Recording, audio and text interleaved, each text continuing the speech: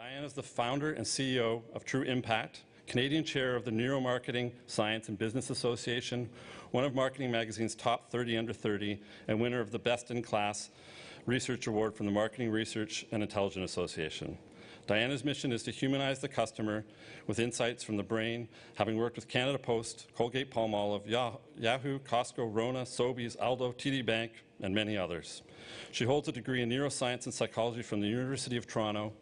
Please join me in welcoming Diana. I want to ask you a question. Are you a science fan or are you a science fiction fan? This is really important stuff. Think about why that would be. It's a complex question and perhaps it's difficult to answer. Now picture yourself 3 years, 5 years into the future. How will you consume these forms of content, whichever one you prefer? How will you acquire books, and how many do you plan to read a year? It's very difficult to make a clear assessment of that. And that's because there are many variables in this equation. Your life experiences, the way you're feeling, what you're doing that day, that moment, your value systems, all factor in and influence how you will go about acquiring books in the future. So all of these factors are all very much rooted in emotion. Now, as a publisher, imagine if you could tap into a subconscious emotion or a need that has been underserved and be able to identify a trend perhaps before it takes place. Wouldn't that be fascinating to know?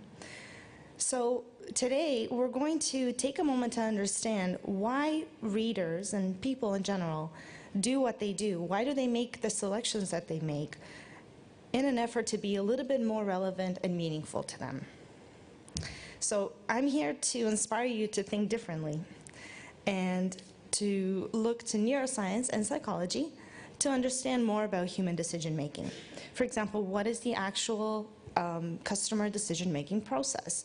How can you create storytelling experiences that people actually want to interact with? How will people interact with books in the future? At True Impact, that's what we focus on. We focus on conducting neuroscience research to tackle business questions. We humanize the reader by bringing forward knowledge that is otherwise unknown from the brain and knowledge about emotion. So, like was mentioned before, as the chair of the Neuromarketing Science and Business Association, I do a lot of work to make sure that Canada is represented on the global stage in this field.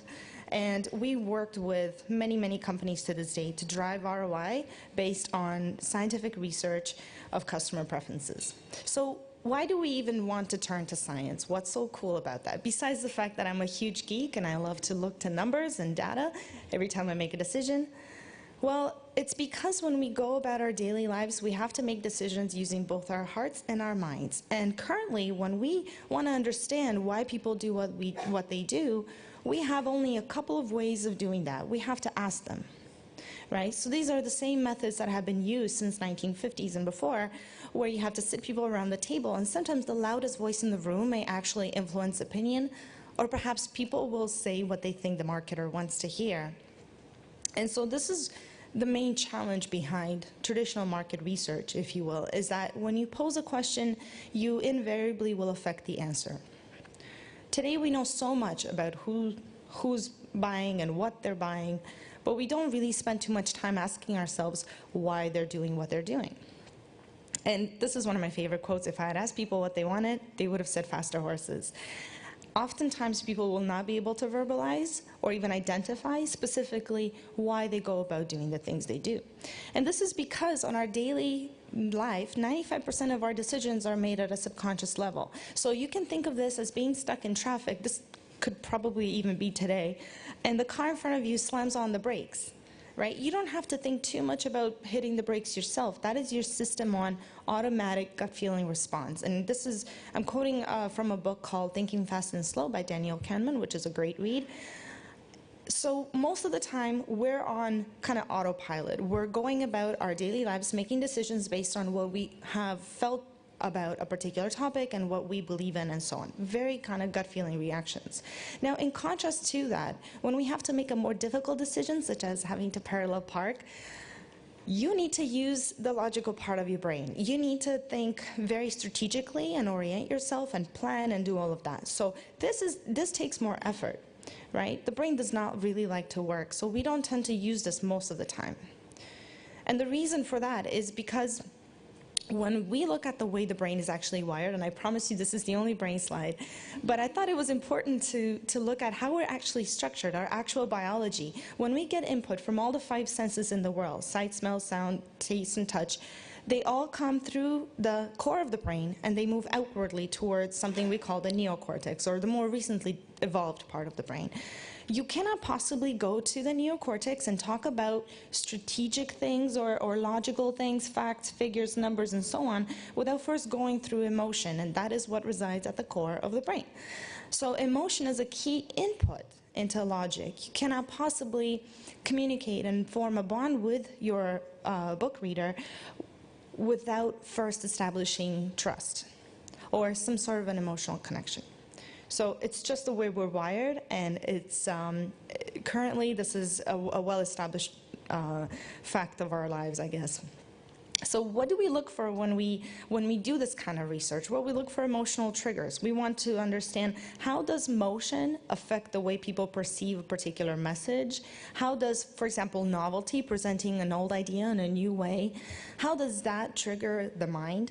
Or dissonance, right? I'm sure that's not a Heineken ad, but what happens when you have to make the brain do like a double take, right? What happens when you create that cognitive dissonance in the mind of the customer?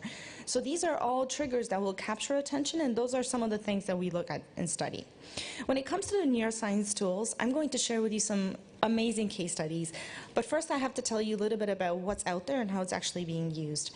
Neuroscience research can be divided into 2 main areas, I guess. One area would be the neuroscience technologies, which measure brain activity, and the other would be biometrics. So neuroscience tools include fMRI. If you know what an MRI is, a functional magnetic resonance imaging will measure blood flow in the brain. It will tell you what areas of the brain are activated, which is a great thing to know if, for example, you want to know what specific emotion you elicit in the mind of your reader. Biometrics complement that, and they look at the body, right? So the brain directs the body. We want to also look at where people look, you know, what their heart rate is, what their skin conductivity is telling us, and so on. It's only when we combine neuroscience with biometrics that we get a really good understanding of how somebody's feeling. Because, like I mentioned, the brain directs the body. So if you only measure biometrics, for example, that result is unidirectional. If you only measure heart rate, you can see that there was a response or a reaction, but you don't really know if it was because they liked what they saw or they didn't. So same thing with eye tracking. You can measure eye tracking and see where people are looking in a particular region, but you don't really know if they were interested, disgusted, appalled, or confused by what it is that they were looking at. So it's important that we measure brain and body. When it comes to the tools, like I mentioned before, brain metrics include fMRI, or actually also something called EEG, electroencephalogram. There's tools out there that measure facial expression, eye tracking, heart rate, and so on. So these are all the sensors that we can capture from a human being to detect their emotional response in the moment, which is the truest way to assess how they're feeling. Now, I want to tell you a story about a case where we used EEG and eye tracking to understand how people feel when they're presented with a print communication versus a digital communication. And this was a study commissioned by Canada Post just last year, actually. It's the largest EEG study of its kind. We tested over 270 people. We had 9 unique samples. And we had the opportunity to understand how people feel about certain types of print communications, from postcards to letters and envelopes to little booklets, and how do they feel about digital communications, right? So email or banner ad on a smartphone or on a laptop.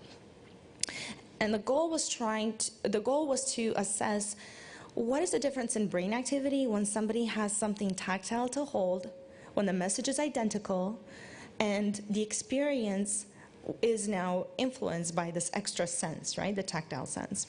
This is actually the little scientific nugget behind what Canada Post calls smart mail marketing. So I invite you all to take a look, or you can let me know and I can send you the white paper if you'd like to read the whole story. But I'm going to highlight a couple of top level findings.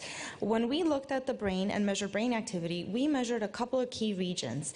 We know from science that when somebody likes what they're looking at, there's more frontal left activation compared to when somebody dislikes what they're looking at, as measured by the EEG. So we look to measure motivation. How likely are you to want to approach or avoid what it is you're looking at?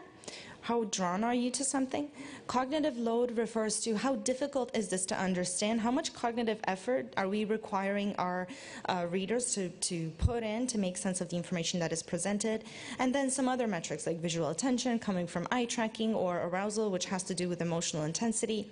But more importantly, we wanted to see what drives behavior and what will motivate somebody to act. First of all, when we looked at the cognitive effort metric, the overall digital channels will require more cognitive effort to process. So another way of saying that is direct mail or print in general is a lot easier to understand for the mind than digital. And this is often because when you open up your browser, your email, or any web page, there are so many messages that you have to kind of sort through and filter to find the one that you actually need. There's a lot of pop-ups, a lot of windows, a lot of content. So the brain has to simply work more, right, to make sense of all of that, compared to when you're holding something tangible and physical in your hand.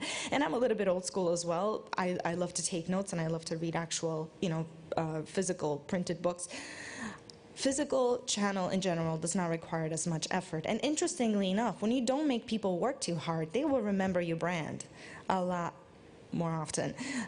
So physical had a much higher brand recollection in unaided brand recall compared to digital. What was also interesting is that the physical channels, the print media, have an overall higher motivation score. And again, this has to do with how likely are you to want to listen and be persuaded by the message that's being communicated. So physical overall even surpassed our ad testing benchmark, and it was higher than digital by, I believe, something like 20%. We asked people to use eye tracking glasses to actually experience these pieces of communication, and we wanted to see where they're looking.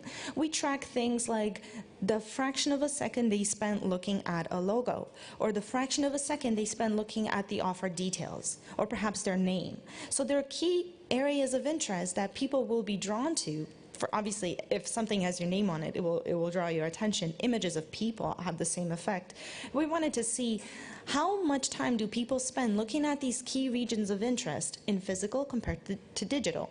And what we saw was actually in line with what we believed. Generally speaking, people spend more time looking at the digital communications.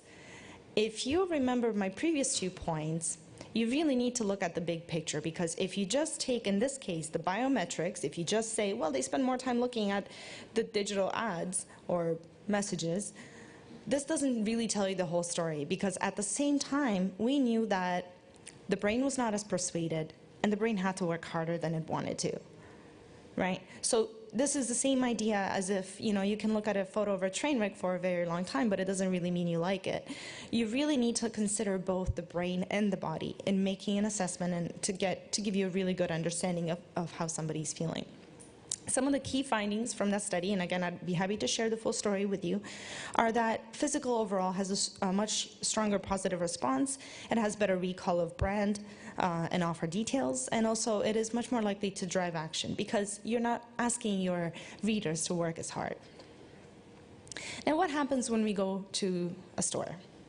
And how can we optimize that experience? In our work, in our daily work, we work with many retailers to understand through eye tracking, and these are areas, the heat spots represent where people will pay attention. We work to optimize the way people navigate a store and the way they will pay attention to different messages, right? So we know from eye tracking what will grab attention, and we try to optimize retail environments to draw attention to what we want it to be. So here's just a quick example. When this is a virtual reality store and predictive eye tracking being used, but the same idea is the kind of work that we do on a regular basis. So you can actually notice what are people most likely going to pay attention to as they go through a particular environment. I wanted to show you an example of the outside of a store and what happens when we measure eye tracking as well. You know, there's a reason things are designed a certain way. Things are designed to draw your attention to them, and we're seeing that the best way to create a communication that will draw attention to it is to use high contrast imagery, to use simple graphics, and a really clear call to action. So same thing in store, actually, when the Steve Jobs book was being promoted. Faces are very, very strong at drawing our attention. We have a huge part of the brain actually dedicated to just recognizing faces. So as soon as you place the face of a person on any product, any book, any item, our brain will be automatically drawn to that. The only challenge is when the face of the model, let's say, or the person is looking straight at you, you don't really engage too much with that. So what we found is it's better to have the person look at the product that you want to draw attention to than it is to have them facing forward. And here's an example of that. If you take a look at how much attention, visual attention, is paid to the face of the baby, and then as soon as the baby's looking at the content, now we're reading what we should have been noticing from before. There's so much to learn from science in a fraction of a second than people would be able to tell you after the fact. So I'll tell you another story about how we used this technology in a retail environment for Colgate. And what's interesting about this is that it combines the physical sense with the store environment. So we used the eye tracking in EEG, and then we had people go shopping in a demo store. So we partnered with a company called Essential Group, where we are able to run this kind of research in a controlled environment, so we can control the lighting, the sound, the scent, and so on. We had full freedom to design a whole planogram to look exactly like the toothpaste aisle in this case. And we wanted to see what people will actually do. First, we use predictive eye tracking, which is a form of eye tracking that is very quick and inexpensive, to determine which package, as seen from a certain angle, will be most noticed. And we saw that one in particular showed promise because there was a lot more attention being paid to it. So in this particular case, this told us that, okay, we need to take this to the lab. We need to see if people actually have a good positive reaction and mental engagement with this particular package. And what we saw when we measured brain activity in the lab is that when it comes to motivation, the new pack was actually more persuasive. But when we asked people to tell us which one they preferred, the differences were not that big. So what we know is that the brain and the mouth will disagree. So this is something that we see on a regular basis. I'm not driving this, actually. I'm not sure what's... Okay, there we go. We see this at least one time for every single study. We notice a difference between what people will say and how they truly feel. But ultimately, what's more important is what they do. And what people do is they act on how they feel, not what they say. Right? If there's one thing to take away today, is that there's so much more behind our decisions that we are not able to express. And ultimately, we will act on how we truly feel inside, even though we may not be fully aware of it. I invite you to take a look at a CBC Marketplace episode that we recently shot. We were in a retail and an actual store environment, and we had it designed, we had it upgraded and enhanced with different stations, better lighting, better sound, and so on. And so this whole episode of CBC Marketplace takes a look at what happens when you optimize a store environment to make it mindful and to make it designed for people, and how can you actually drive more traffic and larger basket size and so on. The top 3 findings or insights that I'd like to share with you today when it comes to store experience is that decision fatigue is a real thing. At the end of the day, when we have to make a choice between what we're going to make for dinner or which book we're going to pick up or whatever it may be, our brains are tired. We only have so much bandwidth to make decisions. And so what you want to do when you create any sort of communication, if it's print, in-store, digital, whatever it may be, think about how you can declutter, communicate a single call to action, because the mind can really only process one concept at a time.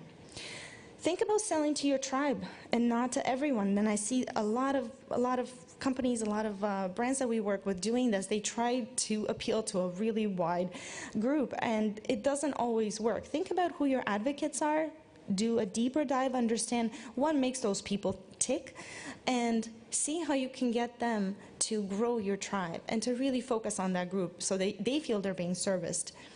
And as you saw from eye tracking, visual attention is automatic and it's very quick. Within a fraction of a second, we will make an assessment in our minds as to whether something is relevant to us or not.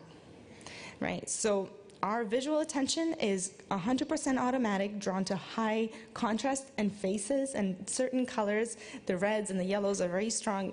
So knowing that really helps you take that customer through and tackle every single marketing challenge, which is be seen, be relevant, and ultimately be contacted.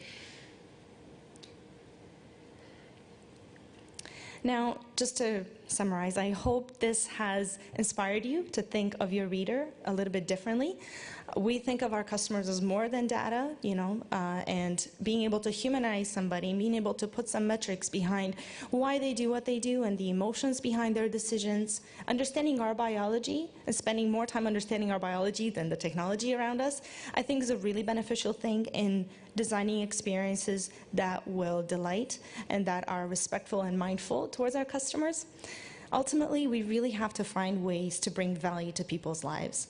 So think about how you can do that in your daily lives and in your work, and how we can actually bring a little bit more dimension and humanize our readers. Thank you.